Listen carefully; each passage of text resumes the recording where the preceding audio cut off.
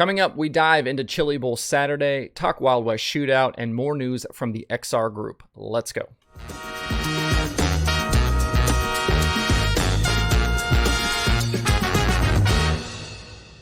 Today is Monday, January 17th, 2022. Welcome into Dirt Tracker Daily. I'm Justin Fiedler. The 2022 Chili Bowl has come and gone now, and we have a first-time winner to add to the record books. On Saturday night, despite not having won his prelim night, Tanner Thorson roared his way through the pulse shuffle, started on the front row of the feature, and outdueled Christopher Bell late to snag the Golden Driller over an insanely talented field of drivers. It was the first time since 2014 that someone not named Rico Abreu, Christopher Bell, or Kyle Larson won the Chili Bowl main event. Thorson and his Reinbold Underwood team were fast all week, and they put it all together on Saturday night for a big win. Bell finished second after leading 36 laps. Rico was third, Buddy Kofoid fourth, and Tanner Carrick finished fifth. It would have been interesting to see how things played out had the race stayed green over that final stretch.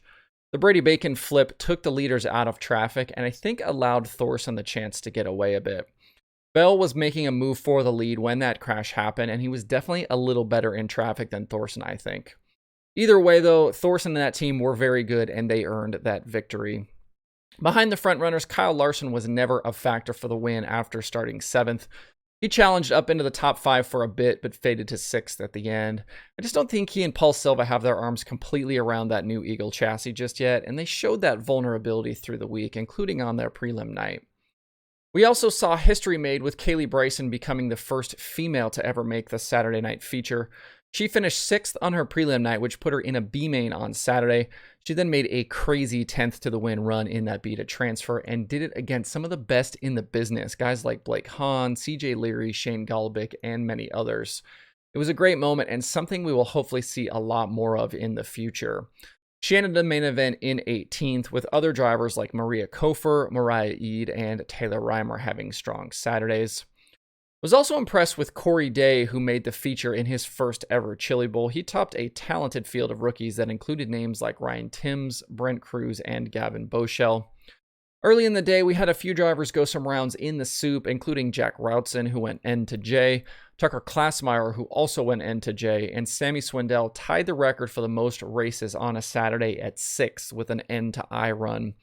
His day ended with that I main with mechanical issues. Overall, though, it was a disappointing weekend for the Swindell squad. Sammy was out early, and Logan Seavey's day ended in an E main. This was essentially Sammy's worst Chili Bowl Saturday ever, and Seavey finished top 10 in the feature in 2021. Very uncharacteristic of those 1 and 39 cars. The other thing everyone was talking about from Saturday was the switchover from Flow Racing to Mav TV. It's been a topic of discussion for the last several years, and the noise on social media was deafening this year. The live TV aspect of Saturday really seems to hurt the program as a whole, and it grinds the action to a halt for the fans in the building. We talked about this on the live stream I did on Saturday night and the preview show last week with the Passing Points guys. Mav TV wants to fill a certain time slot, which is understandable but problematic. They also have a group of reporters and commentators who don't normally work with these drivers, so mistakes are going to happen. And it's just exacerbated by the fact that you have a very tight flow show all week leading into that live broadcast. From the event's perspective, the live TV show is hard to walk away from, but I think something has to change for the future, either from a production or event run standpoint. You can't have the last 5 races of the event take 4 or 5 hours to complete. I understand track work needs to happen, but there has to be a better way. Hopefully this is something that will be addressed going forward. Drop me a comment, let me know your thoughts on this and the event as a whole.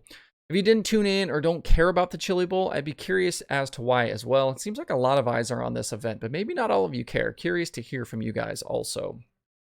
As for the Chili Bowl pool, I ended up missing out on the money. I was in a decent position headed into Saturday and not far out of 72nd place, but I faded into the feature. I had 10 cars between the 2 B mains and only had 3 of those guys transfer. So when some had 10 or 11 cars in the main event, I only had 7. In the end, we brought it home in 102nd place out of 1,100 total entries. Not bad considering the field, and I think it shows real value from the DirtTracker.com analytics section. The last 2 years, my picks were either completely based on the data or very heavily influenced, and I think it paid off. We'll try again next year. If you weren't neck deep in the Chili Bowl last week, maybe you instead were locked into the Wild West Shootout out at Vado Speedway Park in New Mexico. The week of racing finished out with full programs on Friday, Saturday, and the $25,000 to win finale on Sunday. I said late last week that the two guys to watch for the weekend were Earl Pearson Jr. and Tyler Erb, and those two were the story on Friday. EPJ led early and again looked fast behind the wheel of that Jason Papich-owned car. A lap 11 caution, though, for a flat right rear on Brandon Shepard's B5 closed things up and brought Erb into the mix. On the restart, Turbo made a bid for the lead, and he and EPJ battled for several laps with the one machine on the bottom and the 46 up top. With lap traffic a factor, Erb was able to clear EPJ and get to the bottom with 13 to go. He pulled away from there for his first victory of 2022.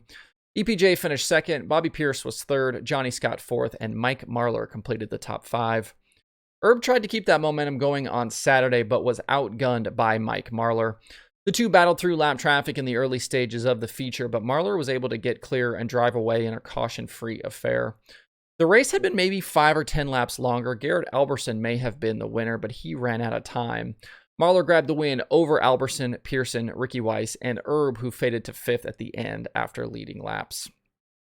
Entering Sunday, the race for the $25,000 finale was wide open, and so was the week-long points championship.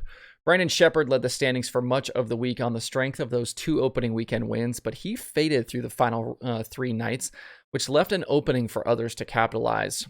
Friday, it was that flat tire for Shepard, and then Saturday, it was an 18th place starting spot that he couldn't quite recover from. And then Sunday, his race would end early. In last night's feature, Jake Tim led early from the pole after the initial start was called back when Mike Marlar got an early jump. The race went caution-free through 40 laps with Tim in control, but things got interesting late. While trying to run down Tim, Marlar tangled with the lap car of Kent Rosevier, who ended up in the fence with significant damage. The incident collected Johnny Scott and top 5 runner Garrett Alberson. On the restart, Marlar and Tim battled for the lead, but it wasn't green for long. Ricky Weiss and Tyler Erb got together down the backstretch, and they collected Rusty Schlenk and Bishop. Erb was on the high side, exiting turn 2 with Weiss on the bottom. Weiss drifted up towards the wall as they got to turn 3 and maybe didn't realize Erb was outside. Weiss got right-reared and it sent both cars spinning. Schlenk and Shepard just really had nowhere to go. And unfortunately, all 4 were basically done for the night after the incident. Following the caution, Marlar was able to stretch away from the field, and he drove on to the $25,000 win, and he clinched the week-long championship for another $3,000. Earl Pearson Jr. finished second, Tim was third, Bobby Pierce fourth, and Stormy Scott was fifth.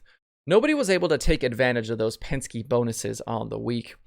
In the end, though, we got to see some really great racing at Vado, and hopefully this isn't the last time we'll get big-time racing at the track. Going forward, I'm curious to see how some of these guys are able to use these opening laps to their advantage heading to Florida and Georgia. Some of these drivers will head to Volusia this weekend for the Outlaw opener, and then quite a few will be at Golden Isles in 10 days for the Lucas opener. Definitely think EPJ will be one to watch, and Erb showed plenty of speed this last week as well. The question with Erb, though, is always his decision-making. Can he keep a cool head and stack up some consistent performances? He definitely has the talent and equipment to compete for a Lucas title if he can do that. And I think a lot of people were impressed with Alberson and Jake Tim with what those guys were able to do this week. And I know it wasn't a super deep field of cars, but a nice preview to the season nonetheless. In other late model news, the XR Super Series has made a few more announcements about payouts and a loyalty program for drivers with perfect attendance. Over 25 events, the series will pay out $3 million in purse money, with most events paying $2,500 just to start.